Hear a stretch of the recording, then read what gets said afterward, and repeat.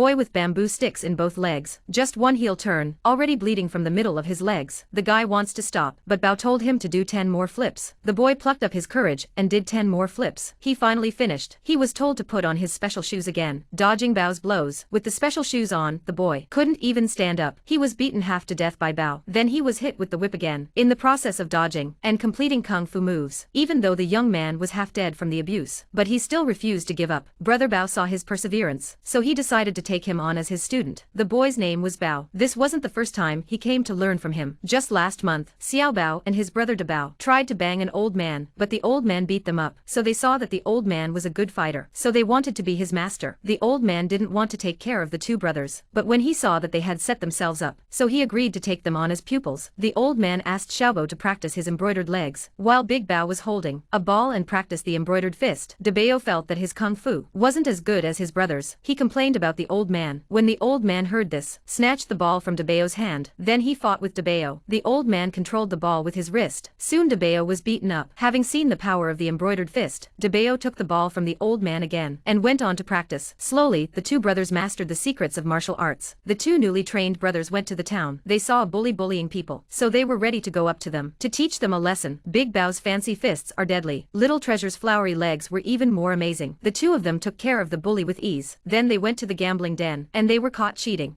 But the two brothers didn't panic at all. They beat the gamblers to death. Just as they were about to split the money, they found the money in their pockets. The beggar had stolen it. Then the two brothers found the beggar, ready to teach him a lesson. Bao Bao first used the flower cone to make a move. The two brothers thought they could. They thought they could teach him a lesson easily, only to find that the beggar was a great master. Seeing his brother being bullied, Big Bao immediately went to help, but the little one's leg kicked the brother in the face. De Bao's fist also hit his brother in the stomach. Both of them were beaten to death. So the two brothers went back. They tried to get help from the master, only to find that there were two troublemakers at the master's house. The monk strikes when he sees the two. The two brothers adjusted to fight together. In the end, the monk's two fists were no match for four hands. The monk's companion, the scholar, jumped out. The monk's companion, the scholar, jumped out. The two brothers were no match for each other. De Bao takes on the scholar, and Little Treasure attacked the monk. One-on-one, the two were losing badly. The scholar was on his way out. He left a challenge, asking them to fight tomorrow in the back of the mountain. The monk asked Shobu's master to come with him. The next day the 5 men arrived as promised. Master told the two brothers to attack the monk first, and he went to deal with the scholar. But the scholar didn't even make it past 3 moves. The old man sent him to his lunchbox. The monk on the other side was no match for them either. He was beaten and bruised all over his head. Then the old man grabbed the monk again. He choked him to death. Then the old man was inexplicably happy. He decided to invite the two disciples to dinner together. The two brothers went to the restaurant first, and the old man went home to get the money. This is a man holding a portrait looking for someone. The man on it is the old man. The two brothers could not read. They thought it was the name of their master, so they gave the address of the master's house and gave it to the man. The two brothers waited for a long time at the restaurant. They didn't see the master come for dinner, so Bao rushed back to Shifu's house, but they found him fighting with a man. Inadvertently,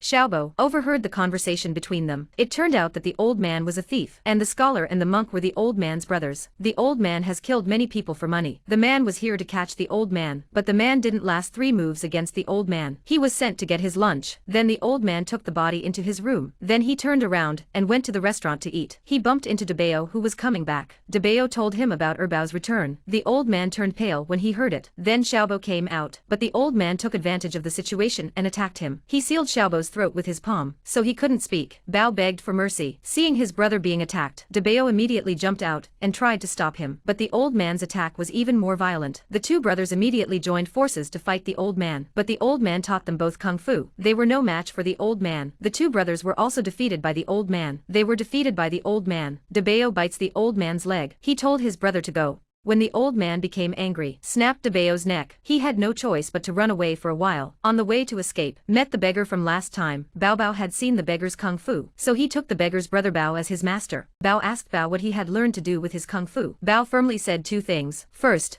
to avenge his brother's death. Secondly, to fight for justice, and so Bao agreed to take him on as his student. The kung fu that Bao taught him was Xingyi Quan. It's a form of boxing that can imitate animals, and Bao's best style is monkey fist. Bao's best kung fu was also monkey fist. It didn't take long for Bao to learn it. To thank Bao for teaching him, So Pa went out to buy some wine to thank his master. He ran into the old man. Then Bao followed the old man to the countryside. He kicked the old man. When the old man saw it, He immediately dodged. Bao Bao immediately used his Xingyiquan. The old man wasn't paying attention. He was struck in the face by Shobu, but the old man had been in the world for many years. He immediately recognized Xiaobao's Xingyiquan, but he knew that Shobu's kung fu was only a beginner's skill. He hadn't learned the essence of it. Xiaobao saw that he was no match. He immediately turned around and ran away, and the old man chased after him. Bao Bao turned around and found brother Bao Bao, but he found out from the old man. Bao was a detective. The old man turned to run away, but Bao stopped him in his tracks. The old man knew he couldn't afford to be rash, so he used his best snake and dog. The old man fought against two, but the master and the disciple were always on the losing end. Seeing this,